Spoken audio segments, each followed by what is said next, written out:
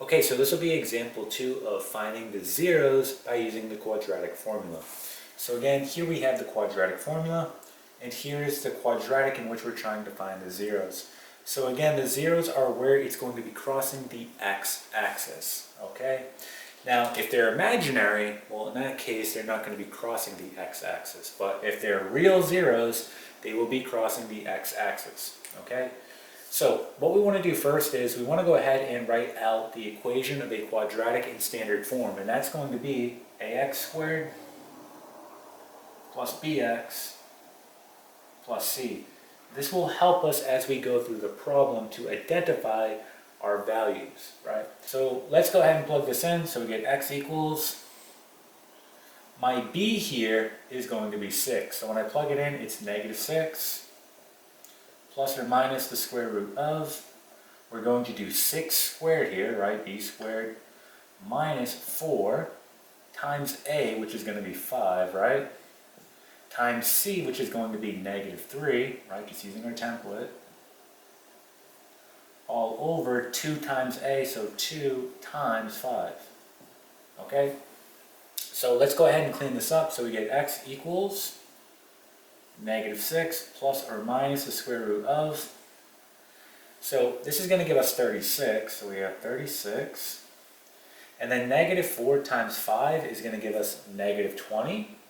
And then negative 20 times a negative 3 is positive 60. So positive 60 all over 10, right? 2 times 5 is 10.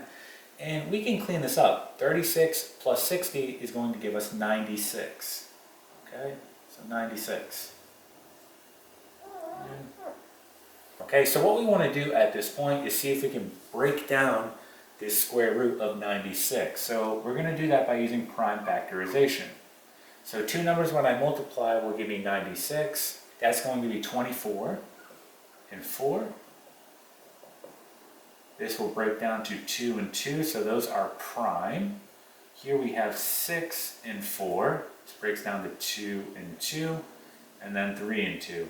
So we now have it down to its prime factor. So I can see I have pairs. So I'm looking for pairs that I can pull out. So here I have a pair of 2s, another pair, right? And then there's no pair here, so this means this stays underneath the radical.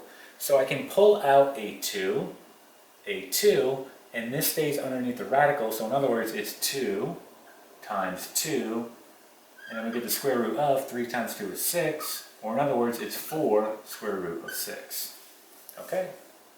So what we can go ahead and do is just go ahead and rewrite this. So let's erase this. We know it's going to be 4 square root of 6. So 4 square root of 6. And we can go ahead and just rewrite this as 4 square root of 6. Okay.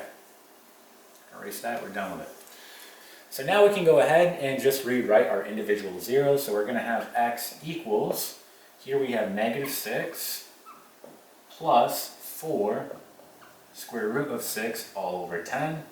Okay, that's done. And then we have x equals negative 6 minus 4 square root of 6 all over 10. Okay, and that's it. You could simplify it further, but it's okay to leave it like this. These are going to be the zeros of your quadratic. So again, this is where it's going to be crossing the x-axis. All right, and that is it.